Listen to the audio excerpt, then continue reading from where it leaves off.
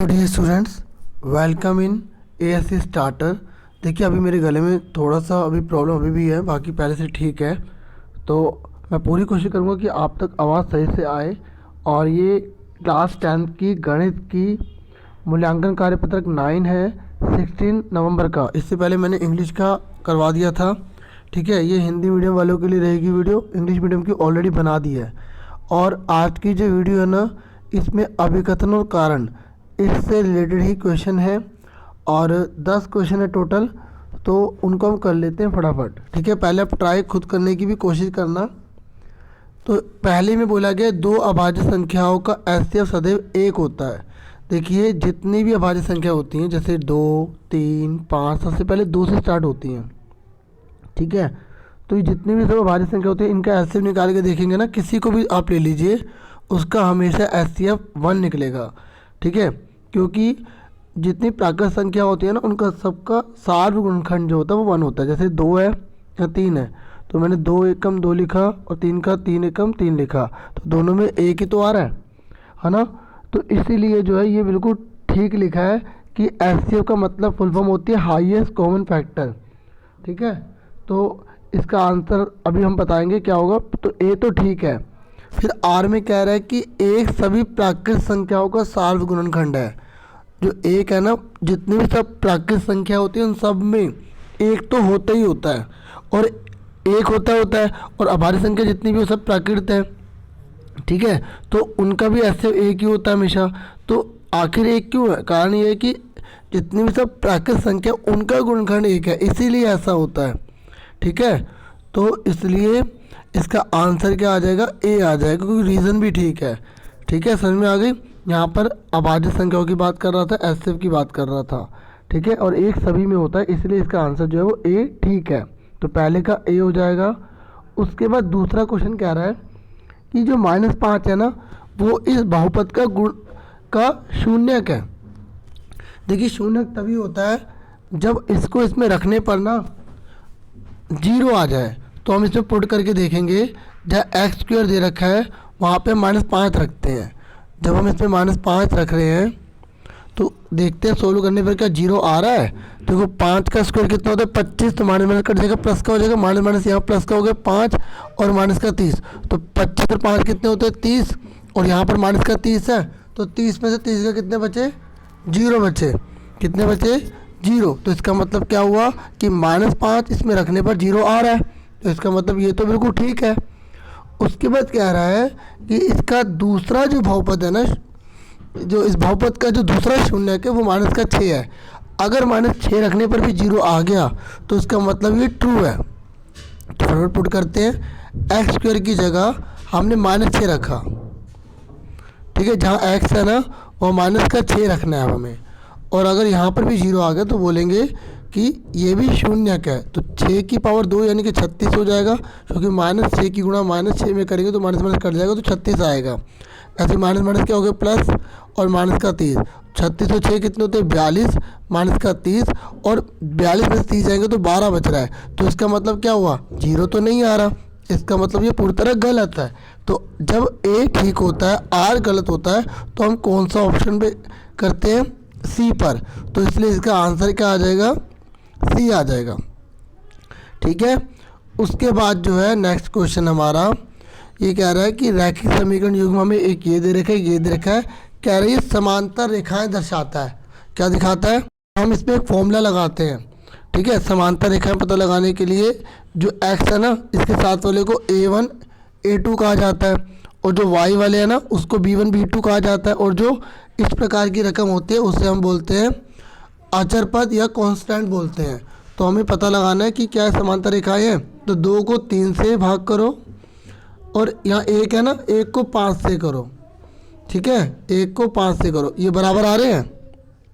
तो देखिए बराबर नहीं आ रहे, तो इसका मतलब समांतर रेखाएं नहीं है, क्योंकि समांतर रेखाओं का ये सूत्र होता है। तो पहले वाला तो पूरा गलत है। अब दूसरे वाला कह रहा है कि जो समांतर रेखाएं होती हैं उसमें ये सूत्र लगता है। हाँ बिल्कुल सही, समांतर रेखाओं में एक बराबर होता है और एक बराबर नहीं होता। इसलिए इसका आंसर जो है वो क्या होगा? जब ए फॉल्स है और आर जो है ट्रू है, तो कौन से को कहा जाता है? वो कहा जाता है डी को। तो इसका आंसर जो है वो डी हो जाएगा।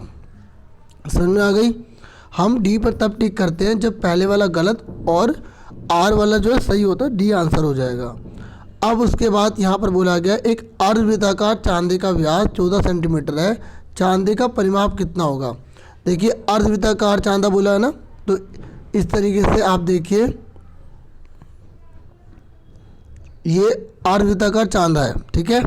तो इसका व्यास हमें 14 दे रखा है, इसका परिमाप बोला है, तो आपको इसका परिमाप का फॉर्मूला पता होना चाहिए कि इसके परिमाप का फॉर्मूला क्या होता है, ठीक है। तो इसका फॉर्मूला होता है पाई आर प्लस 2r, ये इसका फॉर्मूला होता है। तो अब हम इसमें वैल्यू पुट कर देंगे और हमारा आंसर आ जाएगा, ठीक है। तो आपको पता है ना व्यास 14 है, तो पाई आर प्लस 2r है, तो पाई की वैल्यू कितनी है 22/7। अगर व्यास 14 है पूरे का तो त्रिज्या कितनी होगी, त्रिज्या कितनी होगी, अगर व्यास 14 है तो त्रिज्या होगी 7, और यहाँ पर त्रिज्या कितनी है 7, 7 से 7 कट गया, 22 बचा, यहाँ 7 2 14 हो गया, 22 और 14 को जोड़ा तो 36 आ गया। तो इस तरीके से इसका आंसर जो है हमारा 36 आ गया, ठीक है। समझ में आ गई आप सबको। उसके बाद नेक्स्ट क्वेश्चन है, ये कह रहा है कि त्रिभुज ए बी सी में डी और ई भुजाओं ए सी और बी सी पर इस प्रकार स्थित है कि डी समांतर ए बी के, और अगर ये वैल्यू दे रखी है तो आपको पता लगाना है एक्स की वैल्यू कितनी होगी। तो इसको हम बना लेते हैं ताकि अच्छे से पता लग सके क्या आंसर होगा, ठीक है। यहाँ पर हमें एक बात और सुनो, यहाँ पर ये बोला है ना कि डी और जो ई है वो ए सी और बी सी पर है, तो जब आप ट्रायंगल बनाएंगे ना तो आप जो ये सी दोनों में दिखाई दे रहा है ना, तो आप ए सी ऊपर लिख लेना, ठीक है, ए और बी नीचे लिख लेना। इससे क्या होगा, ए बी पैरेलल डी आप आराम से बना सकते हो। हालांकि आप ए ऊपर भी लिख लोगे तब भी बना सकते हो, फिर आपको ऐसे लाइन डालनी पड़ेगी। अगर आप इसी तरीके से डालना चाहते हैं तो आप बना सकते हैं, ठीक है। आप फटाफट इसको करते हैं। तो हमें क्वेश्चन में ये बोला है कि मैंने इसको ए लिया, इसको बी लिया, सी लिया, और इसमें क्वेश्चन में बोला है कि ये जो डी ई है वो ए बी के समांतर, और डी जो है वो ए सी पर है, और जो ई है वो बी सी पर है, ठीक है। तो हमें इसकी वैल्यू दे रखी है x प्लस 3, ठीक है, ये दे रखा है 2x, और ये हमें x दे रखा है, और ये हमें 2x माइनस का 1 दे रखा है। तो जब भी ऐसा कोई क्वेश्चन आता है और ये इसके अगर पैरेलल होता है, समांतर होता है, तो हम बीपीटी की प्रमेय लगाते हैं, थेल्स प्रमेय लगाते हैं। थेल्स प्रमेय क्या कहती है कि ये बट्टे में ये बट्टे में ये बराबर होते हैं, ठीक है। यानी कि x प्लस 3 बट्टे में 2x is equal to x upon में 2x माइनस का 1 होगा। फिर इसको सॉल्व करेंगे, ठीक है। सॉल्व कैसे करेंगे, क्रॉस मल्टीप्लाई कर देंगे, इसकी गुणा इसमें, इसकी गुणा इसमें कर देंगे, ठीक है।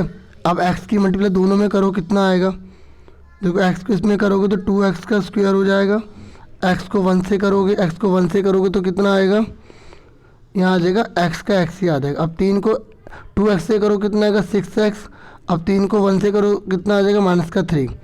उसके बाद आप 2x को इससे करोगे इक्वल में तो 2x का स्क्वायर। अब आप देखोगे 2x स्क्वायर से 2x स्क्वायर कट गया, यहाँ पर क्या बचा 6x में से माइनस का x दिया बचा प्लस का 5x, ठीक है। और क्या बचा माइनस का 3 इक्वल टू में क्या बचा 0, क्योंकि ये कट गया। तो 5x माइनस का 3 इक्वल टू में 0 है, तो 5x इक्वल टू कितना आएगा 3x, कितने का आ जाएगा 3 अपॉन में 5, ठीक है। समझ में आ गया आपको। तो इसका आंसर कितना आ गया, ठीक है, इसका आंसर क्या आ गया 3 अपॉन में 5, ठीक है। ये हमारा इसका आंसर आ गया डी, ठीक है, समझ में आ गई। उसके बाद आपका नेक्स्ट क्वेश्चन है,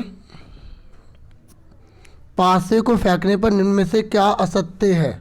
तो देखिए जब आप पासे को फेंकेंगे तो सम संख्या आएगी, उसकी प्रायिकता 1/2 होगी, क्योंकि सम संख्या 2 4 6 3 होती है। तो 3 ऊपर, टोटल पासे में कितनी संख्या होती है 6, तो 3 एकम 3 3 दूनी 6, तो इसका मतलब ये तो ठीक है। और ये कह रहा है कि पासे पर कुल 4 अभाज्य संख्या होती है, नहीं 2 होती है, 3 होती है और 5 होती है, एक तो ली नहीं जाती, इसलिए 3/6 आएगा। तो ये फॉल्स है, इसने बोला 4 है, तो ये तो हो नहीं सकती, ठीक है, ठीक है। इसका आंसर क्या आ जाएगा बी। और ये कह रहा है पासे के प्राप्त कुल परिणाम 6 हैं, बिल्कुल सही। ये कह रहा है पासे पर 4 से बड़ी कुल संख्या 2 होती है, हाँ 5 और 6 2 ही तो होती हैं, इसलिए इसका आंसर कितना आ जाएगा बी आ जाएगा, ठीक है। उसके बाद नेक्स्ट है, ये कह रहा है कि पी एक्स की वैल्यू ये दे रखी है, ठीक है, और आपको पता लगाना है इसकी वैल्यू कितनी होगी। जब भी ऐसा कोई क्वेश्चन आता है तो आपको शून्यकों का योग और शून्यकों का गुणनफल अच्छे से आना चाहिए, ठीक है। तो इसके पहले सबसे पहले हम ना शून्यकों का योग और शून्यकों का गुणनफल निकालेंगे, फिर हम alpha square beta alpha beta square की वैल्यू निकालेंगे, ठीक है। देखो कैसे करते हैं। हमें जो इक्वेशन दे रखी है वो दे रखी है 4x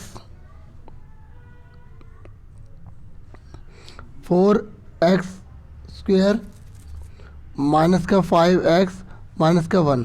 तो आपको पता है ना शून्यकों का योगफल का फॉर्मूला क्या होता है, माइनस का b अपॉन में a होता है। तो माइनस b कितना है, इसको a बोलते हैं, इसको b बोलते हैं, इसको c बोलते हैं। तो b कितना है माइनस का 5, a कितना है 4, ठीक है। तो 5/4 आ गया क्योंकि माइनस से माइनस कट गया। उसके बाद हमें शून्यकों का गुणनफल निकालना है। इसका फॉर्मूला क्या होता है, c अपॉन में a। तो c कितना दे रखा है माइनस का 1 और a कितना दे रखा है 4। तो इसका आंसर कितना आ गया 1/4। अब आप इसको आंसर को अल्फा प्लस बीटा की वैल्यू 5/4 और अल्फा बीटा की वैल्यू -1/4 ये याद रखना, ठीक है। अब हमसे पूछा क्या गया है, हमसे पूछा गया ये वाला, तो अब इसको निकालेंगे। देखो कैसे करना है, alpha square beta alpha beta square. तो इन दोनों में कॉमन क्या है, इन दोनों में कॉमन है अल्फा बीटा। देखो एक अल्फा आ गया एक बीटा आ गया, तो अंदर क्या बचा, अल्फा प्लस बीटा बचा। अब देखो ये क्या था, ये क्या था, शून्यकों का गुणनफल था, है ना। तो अल्फा बीटा की वैल्यू कितनी थी 1/4 माइनस की, और अल्फा प्लस बीटा कितना है 5/4।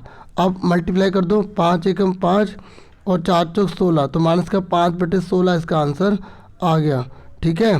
तो इसका आंसर कौन सा हो जाएगा, माइनस का 5/16, इसका आंसर डी हो जाएगा, ठीक है। उसके बाद नेक्स्ट बोला है कि साइन ए की वैल्यू इतनी दे रखी है, कोस बी की वैल्यू इतनी दे रखी है, तो ए प्लस बी निकालो। तो पहले हमें ए और बी निकालना पड़ेगा। तो जो चीज़ दी है उसी का फॉर्मूला लगाते हैं, ठीक है। क्वेश्चन आप आराम से यहाँ देख सकते हो, ये क्वेश्चन है पूरा, ठीक है। तो अब देखो कैसे करना है। देखिए साइन ए की जो वैल्यू 1/2 है, तो साइन ए बराबर 1/2 किसके इक्वल होता है, 30 के इक्वल होता है। तो साइन से साइन कट गया, तो ए कितना आ गया 30 याद रखना। उसके बाद हमें बोला गया cos B is equal to 1/2। तो कोस बी की जो वैल्यू है 1/2 किसके बराबर होती है, कोस 60 के बराबर होता है। तो कोस से कोस कट गया, तो बी कितने का आ गया 60 डिग्री आ गया, ठीक है। कितना आ गया 60 डिग्री। तो अब सिंपल सी बात है, हमें बोला ए प्लस बी को जोड़ दो, तो ए कितना आया था 30, बी कितना आया था 60, दोनों को जोड़ेंगे तो कितना आ गया 90, ठीक है। तो इसका आंसर क्या आ जाएगा हमारा, सी आ जाएगा, ठीक है।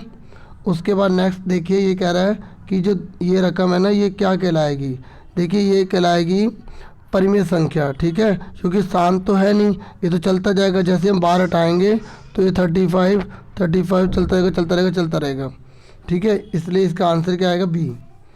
उसके बाद नेक्स्ट है, ये कह रहा है 8 खराब सेब है और कार्टन से खराब सेब निकालने की प्रायिकता 2/5 है। तो ये कह रहा है बता सकते हैं कुल सेब कितने होंगे। जो चीज़ दी है उसी का फॉर्मूला लगाएंगे। जब हमें ख़राब सेब की प्रायिकता निकालनी होती तो हम कैसे निकालते हैं, ऊपर ख़राब लिखते नीचे टोटल लिखते, टोटल को हमने एक्स मान लिया, और इसकी जो हमें प्रायिकता दे रखी है वो कितनी दे रखी है 2/5, तो बराबर में 2/5 लिख दिया, ठीक है। अब क्रॉस मल्टीप्लाई कर दो, क्रॉस मल्टीप्लाई करोगे तो 2x बराबर कितना हो जाएगा 40। तो x कितने का आ जाएगा 40/2, तो डिवाइड करा तो कितना आ गया 20 आ गया, ठीक है। इस तरीके से इसका आंसर जो है हमारा 20 आ गया। और इस तरीके से मैंने पूरी आपको वर्कशीट अच्छे से समझा दी। उम्मीद करता हूँ अच्छे से क्लियर हो गया होगा। आपसे फिर मिलेंगे एक नेक्स्ट वीडियो में। आज के लिए इतना बहुत है। Thank you for watching and listening carefully. Take care yourself dear students.